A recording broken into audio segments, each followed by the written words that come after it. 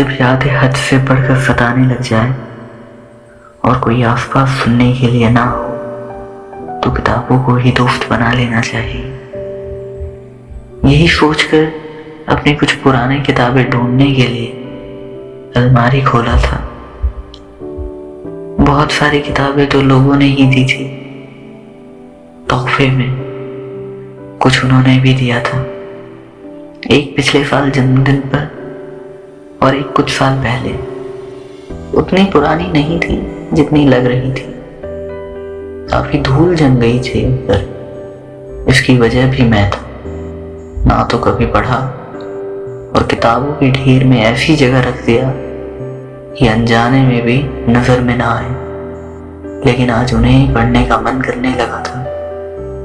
हाथों से साफ किया और एक दो पन्ने पलटे। मैं उस दौर का ना सही जब प्यार में दिए हुए फूल किताबों के पन्नों के बीच में पड़े पड़े सूख जाया करते थे और तमाम उम्र उनकी खुशबू आती रहती थी। उस दौर का ना होने के बावजूद भी उस एक पन्ने पर हाथ रखते हुए मानो उनके हाथों को छुआ हो।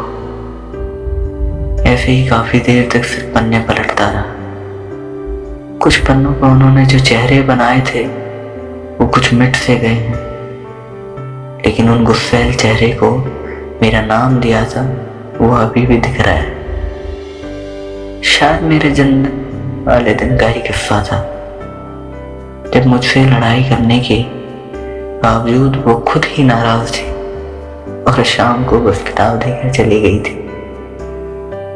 कुछ पन्ने पर एक कविता मिली।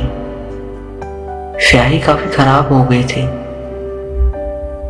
पूरी तो नहीं, बस शुरुआत के दो वाक्य ही दिख रहे थे। यूं थे, तुम्हें देख दिन ने पलकी क्या झपकाई, वो शाम हो गई, मैंने आंखें क्या मूंदी, तुम फिर से ख्वाब हो गई। ये लिखावट तो मेरी थी, लेकिन कुछ याद नहीं, पर इतना याद जरूर है कि ये मैंने उन्हें कभी नहीं दिखाया था। फिर भी ना जाने ये उनके पास कहां से आ गया होगा। उसी कागज के नीचे कुछ और भी लिखा था जो मेरी लिखावट नहीं थी। स्याही भी खराब नहीं हुई थी। लिखा हुआ था कि तुम बहुत अच्छे हो और यूं हर किसी पे यकीन मत किया करो। और भी बहुत सारी कविताएं मिली, कुछ उनके कहने पर लिखी थी तो कुछ खुद ब खुद। दूसरी किताब उठाई जो उन्होंने जन्मदिन पर दिया था, उसमें से एक कागज गिरा। इस पर लिखा था, मुझे माफ करना, तुम्हारी दी हुई सारी चीजें लौटा रही हूं, जो तुमने दिया था और जो तुमसे बिना बताए मैंने ले लिया था। मैं अब इनकी हकदार नहीं रही।